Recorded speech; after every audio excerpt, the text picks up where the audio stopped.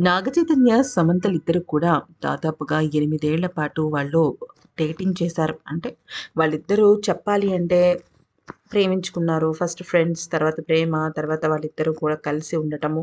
ఆ తర్వాత వాళ్ళిద్దరూ కూడా పెళ్ళికి వాళ్ళు ఇరు కుటుంబాలు ఒప్పించడం జరిగింది. పెళ్ళైన తర్వాత ఇక 'శాకుంతలం' అని ఒక సినిమా తీసింది సమంత. అంటే చేసిందనమాట. దానిలో హీరోయిన్‌గా చేసింది. అయితే ఆ సినిమాకి ముందు తను పిల్లల విషయంలో చాలా పెద్ద ప్లానింగ్ వేసింది. అంటే నాగ చైతన్య, సమంతలిద్దరికీ సంబంధించి ఇంకా పిల్లల్ని ప్లాన్ చేసుకోవాలన్న ఆలోచనతో ఉండి, ఆ 'శాకుంతలం' సినిమా తర్వాత ఏ నిర్మాతలకి కూడా తను డేట్ ఇవ్వలేదనమాట. అయితే ఇక మిగతా వాళ్ళు కూడా వాళ్ళకి కూడా తను ఏం చెప్పిందంటే, నా ఫ్యామిలీకి సంబంధించి నేను కొన్ని నిర్ణయాలు తీసుకుంటున్నాను అని చెప్పింది. కానీ కట్ చేస్తే అసలు ఆ సినిమా ముగిసింది. ఆ సినిమా రిలీజ్ అయ్యే లోపే వీళ్ళిద్దరూ విడాకులు తీసుకోవడం జరిగింది.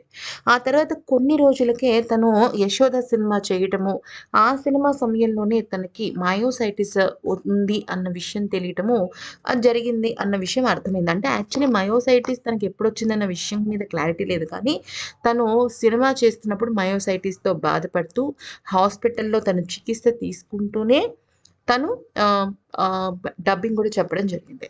అయితే ఈ ఈ మధ్య కాలంలో ఏం జరిగిందంటే, ఒక పెద్ద ప్లాట్‌ఫార్మ్‌లో భర్తకి జబ్బు చేస్తే భార్య చివరి వరకు తోడుండి తనతో కష్ట సుఖాలు పంచుకుంటుంది. కానీ భర్త మాత్రం భార్యకి అనారోగ్యం రాంగానే వదిలేసి వెళ్ళిపోతాడు. చివరి వరకు తోడుగా ఉండడు అంటూ కొన్ని కామెంట్స్‌కి తను లైక్ కొడుతూ "నువ్వు చెప్పింది కరెక్ట్" అంటూ రిప్లై ఇచ్చింది.